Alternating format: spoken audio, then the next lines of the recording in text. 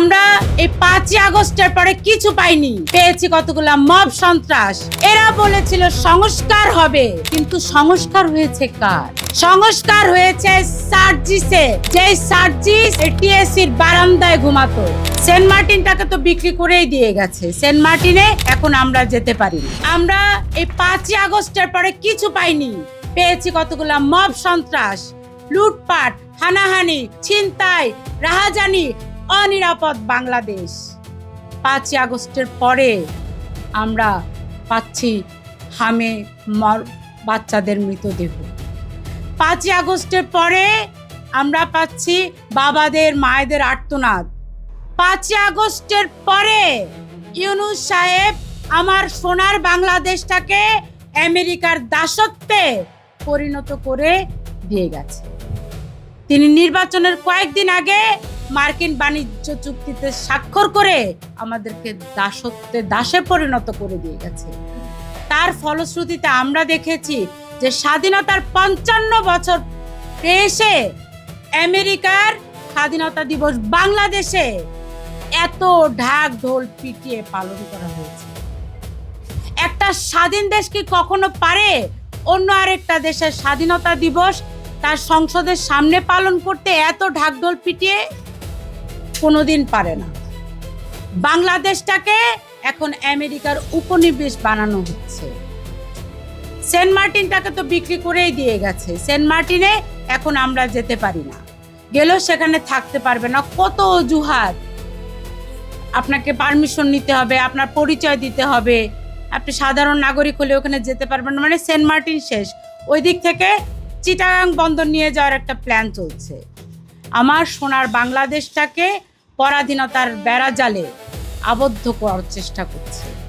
আমাদের দুঃখ হয়, আমাদের আফসোস হয় যখন আমরা দেখি যে এরা জুলাই বলে, অথচ জুলাইয়ের নামে আমরা শুধু পেয়েছি কতগুলা প্রতারক।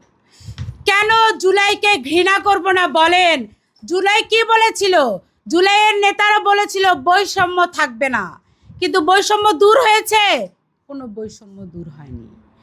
আমার যে ভাইটা রাস্তায় ঘুমাতো, এই 2 বছরে সে এখনো রাস্তায় ঘুমায়।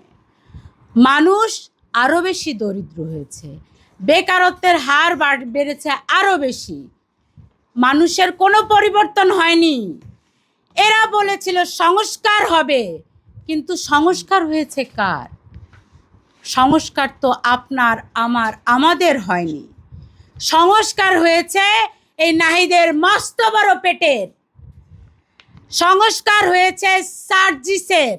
যে সার্জিস এই টিএসসির বারান্দায় ঘুমাতো, তার পকেটে 700 টাকার মোবাইল থাকতো, যার পায়ে কোনো ভালো দামি কোনো জুতা থাকতো না, যার পকেটে মানিব্যাগ থাকতো না, সেই সার্জিস 5ই আগস্টের পরে হয়ে গেছে জমিদারের নাতি।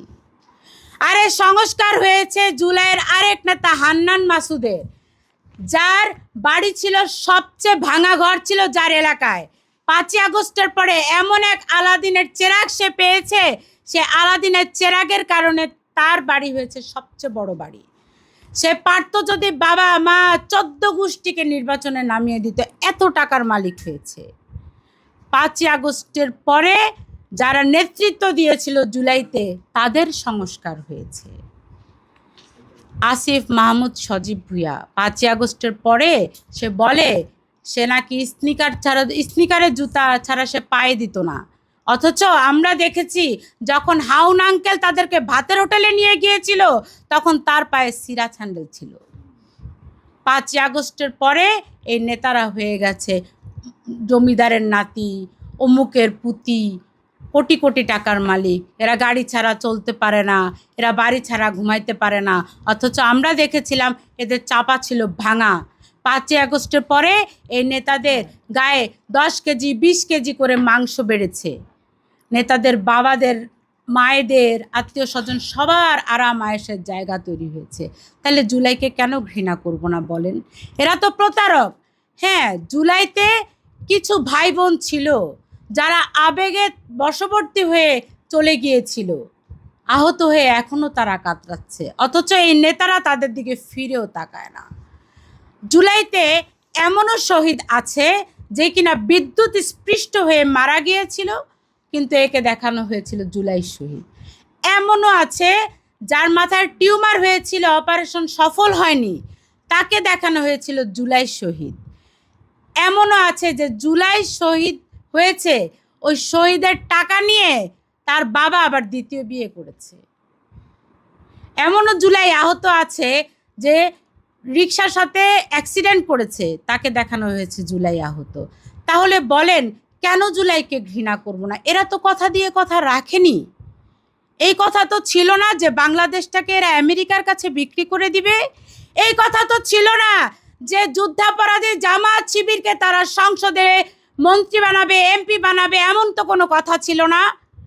তাহলে জুলাইকে কেন আমরা বলবো না যে জুলাই একটা ষড়যন্ত্র? আরে জুলাই একটা দোকান। এই জুলাই দোকানদারের এক দোকানদার আমার নামে মামলা করেছে সেদিন। সেই দোকানদার যারা জুলাইয়ের চেতনা বিক্রি করে খায়, সেই দোকানদারের যে এজাহারের যখন প্রথম যে লাইন, সেই লাইনে লিখেছে যে জুলাইতে নাকি 1400-রও বেশি শহীদ হয়েছে, অথচ সরকারি গেজেটে জুলাই শহীদের সংখ্যা হচ্ছে 834 জন। মিথ্যা। এই 834 জনের হিসাবও এরা পাই টু পাই দিতে পারবে না। নতুন ধারা বাংলাদেশের পক্ষ থেকে আমাদের আজকের দাবি থাকবে, এই যে সরকারি যে গেজেটে 834 জন শহীদের নাম আছে, প্রত্যেকের ছবি এবং তাদের পূর্ণাঙ্গ ঠিকানা চাই। আমরা বিশ্বাস করি না যে জুলাইতে 834 জন শহীদ হয়েছে, কারণ প্রথম যে শহীদ আবু সাইদকে তারা দেখিয়েছে, তাকে কোনো পুলিশ মারেনি, এরাই তাকে মেরেছে। কারণ তখন সেই মুহূর্তে পুলিশের হাতে ছিল রাবার বুলেটে কেউ মারা যায় না। রাবার বুলেটের আপনার সর্বোচ্চ আপনার হাড্ডি ভাঙতে পারে যদি আপনি খুব কাছের থেকে মারেন, কিন্তু অত দূরের থেকে মারলে আপনার গায়ে হয়তো একটু রক্ত বেরোবে, যদি বেরোয়, কিন্তু এছাড়া আপনি মারা তো যাবেনই না, প্রশ্নে ওঠে না। আবু সাইদের বাবাই বলেছে এই ছেলের মাথায় এত বড় একটা গর্ত ছিল। আমরা বিশ্বাস করি না যে জুলাইতে প্রথম শহীদ কোনো সরকারের এজেন্ডার কারণে মারা গেছে না। আমরা নতুন ধারা বাংলাদেশের পক্ষ থেকে আমাদের দাবি থাকবে, আবু সাইদের লাশ আবার উঠিয়ে ময়না তদন্ত করবেন জনগণের সামনে।